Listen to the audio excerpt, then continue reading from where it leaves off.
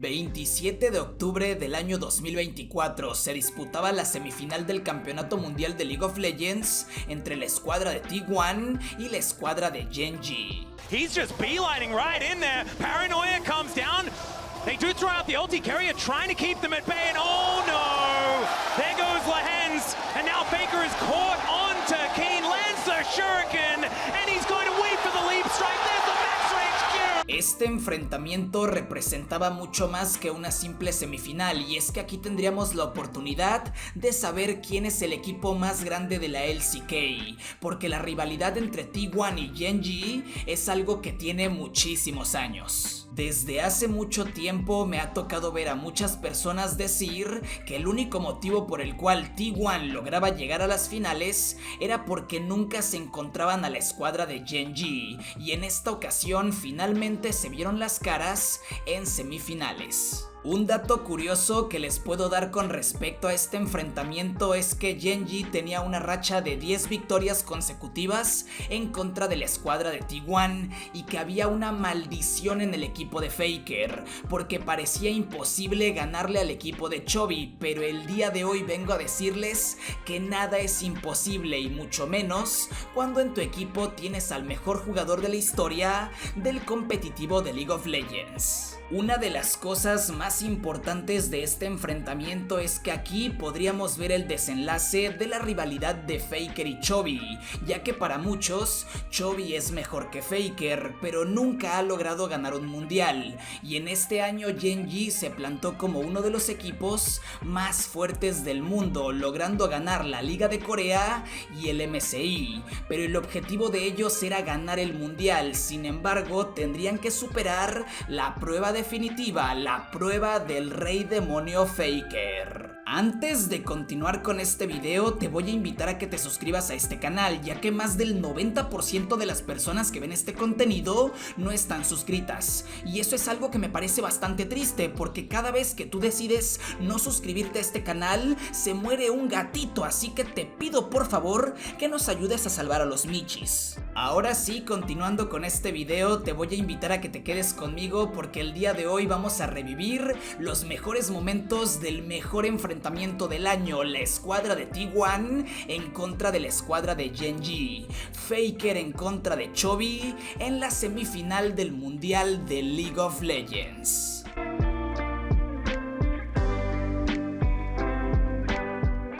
En la primera partida de esta serie, ambos equipos comenzaron bastante tranquilos. T1 se veía un tanto temeroso a la hora de proponer, y Genji estaba jugando a escalar y sacar oro mediante la presión del mapa, y lo estaban logrando a decir verdad, pero de forma completamente sorpresiva el equipo de FAKER decide sacar un varón, algo que Genji no se esperaba, y cuando intentaron responder ya era demasiado tarde. Pero lo mejor de todo es que después de hacer el varón, T1 decidió pelear en contra de ellos, y con esto T1 logra sacar ventaja y arrasar por completo con los rivales. Errol goes to Genji, they'll take a kill as well, and now Chovy looking for more, as FAKER just gonna pop back to his Soul's S. When these teams stop just trading objectives everywhere, as Arrow is looking to connect handshake straight into it here. And I don't think this Leona is going to last very long. That is going to be T1's first kill. They're holding on to it as best they can. FAKER delivered that one.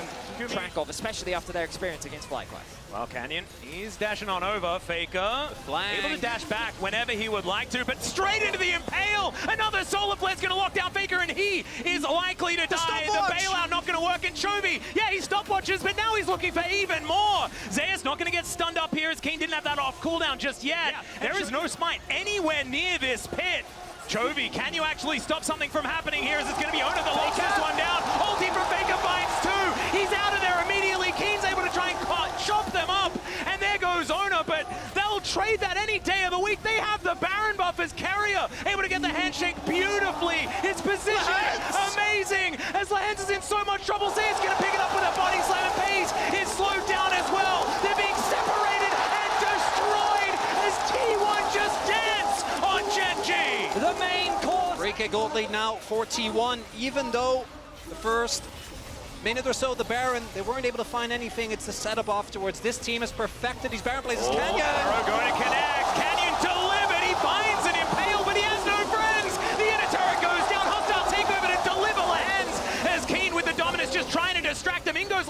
trying to take them away from his inhibitor turret, but he's going to be separated from his body.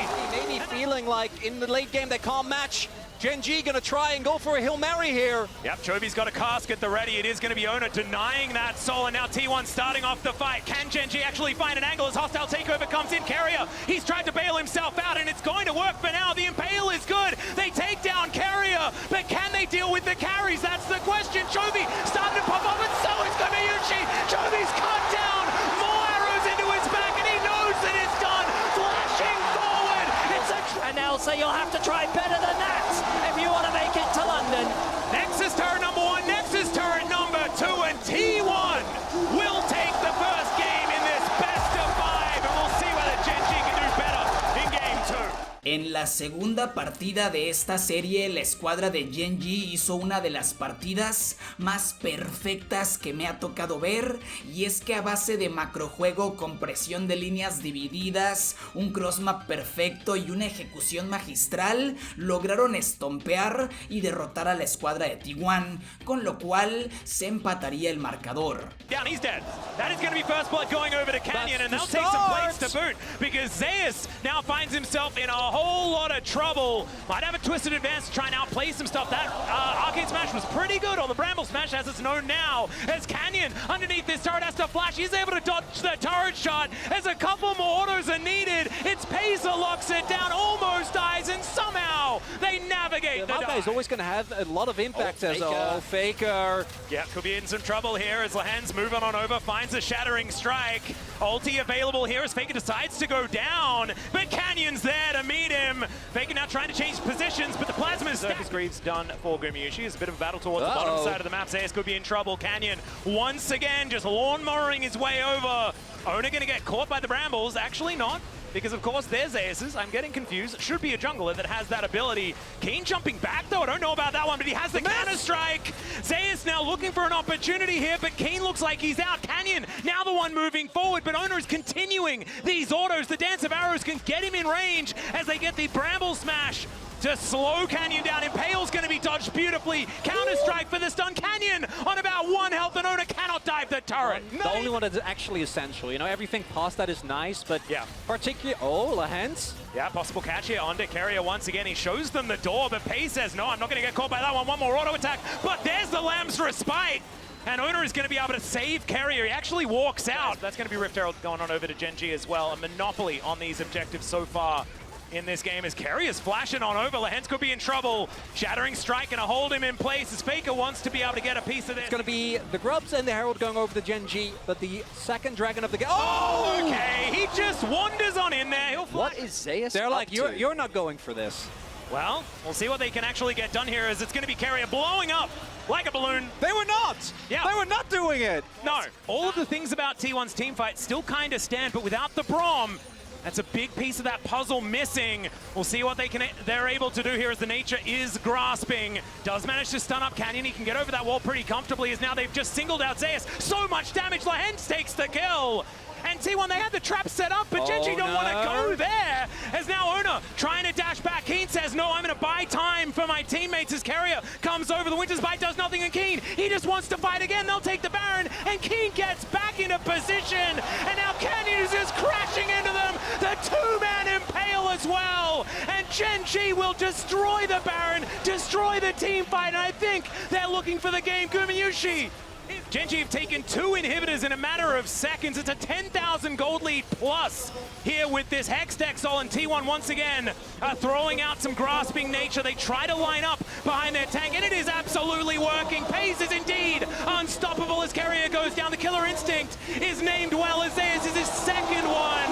The Lambs are spiking to keep them alive for now, but who's it healing? It's only healing Gen G as they move to 1-1 in this series.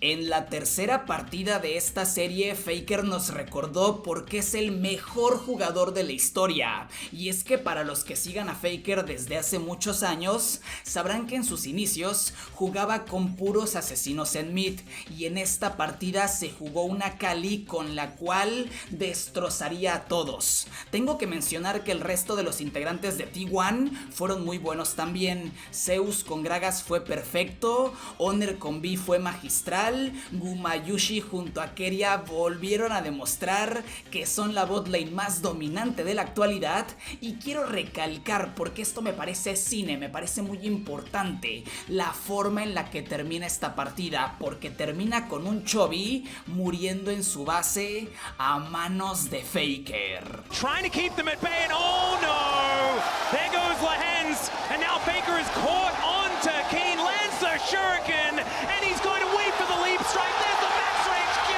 and that's FAKER's Akalia Worlds, ladies and gentlemen. And this is so much more map control as Canyon's doing his very best to try and clear things out. Dustbringer should be able to help, as there's the charge, and this turret's not going to be long for the world. Oh my god, the damage! The arrow's going to connect, and Lahens trying to crash his way out, but She says no, he has his bow primed, and it's another, oh never mind, not another charge, that's a smite coming through. Oh. Maybe it was a main season assist, and it's a double kill. He's able to get the arcane shift, but just barely clipped by the hostile takeover. And Genji cannot do anything this game. I mean, it's just a beatdown from T1. If game 2 is the TP! Oh god, okay, there's gonna be 5 people towards this top side of the map as Pay's looking to try and get on in there. Another cast, Keen is just being thrown around by it like a ragdoll, and it's another kill for Gumayusi as a result. Genji not able to... we can get to a next item. As, boy. Yep, it's going to continue not being very possible to be able to make those advantages happen. And if FAKER gets into the shroud, Zay's going to follow up the kill, and now FAKER is looking to try and get in there for more. Dashing after Canyon and Keen here. It is just FAKER at the moment, but now you can see they make their way in. The paranoia comes down. Decent little utilization of the counter-strike, but FAKER's going to get on the kill. Hostile takeover means Keen is dead at the same time, and Pay's almost hit by that handshake. It could have been just a beauty to watch as we're straight into it once again. Magnus Storm going to come down. This could be a pick as Carrier. Actually more tanky than we might have expected. He gets bailed out as well as FAKER gets another one. Make it to his owner. Is in on the action still. He's going to go down. The cast just to remove Pays, and Gumayusi is on a rampage. Keen is on the floor, and T1 is the prize that they're looking for, but it's going to get reset, and it looks like owner should be able to take control of it. Into the shroud goes FAKER. Now paranoia. They think they might have them where they want them, as over the wall goes Chovy. He's got the flank angle, and they take down Guma to start off the fight, but it has to be paid for by Keen. Now a 4 versus 4 as T1 look to rally back into position. Can they win? Next one going to be very, very scary because a 4 Drake Hextech Soul sounds unbeatable. Shattering Strike going to get a fair bit of value here, but Lahen's still in a whole lot of trouble as FAKER looking for them. Still dashing forward as the paranoia does come down. The stun is gorgeous. The execution is perfect, and now Chovy looking to try and get out of there with that spirit. The Chovy's going to do something really crazy. Like in your waters? Owner. Oh yeah, Owner was thinking about it. The arrow is going to go wide, but still Spirit Rush has to be invested as Pays gets caught by Handshake, and now over the wall they go, but Owner might be going a little bit too far. You've got Zayas coming in though, just trying to be the hero, and speaking of heroes, FAKER finds Pays, but not enough damage. Lahens the first to go down in the exchange, and now Genji are scattered. Pays is dead, and Zayas says, you cannot take this belly. It's going to be Canyon. As the turn around is found, T1 not going to let Genji claw their way back in this game. Canyon tries to flash just to clear the wave. Yeah, King desperately trying to hold him, but he cannot, and now it's Chovy left on his lonesome. He's going to need to be that hero as these minions are going to now join these Nexus turrets. Lahen's just trying to buy some time, and he knows that this game is over. Chovy just trying to get back to his fountain. Goes golden alongside FAKER as the Nexus is not going to go down. The perfect execution of T1 in this game exemplified.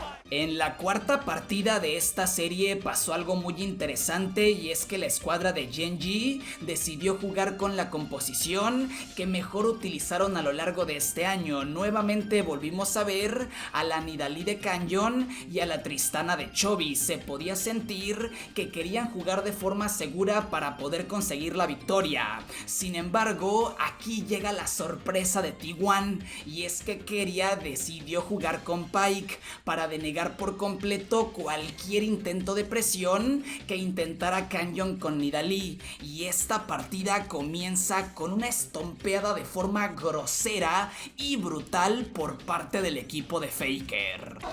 But T1 is still standing their ground. Have a stacked wave on the top side. T1 have read the play effectively.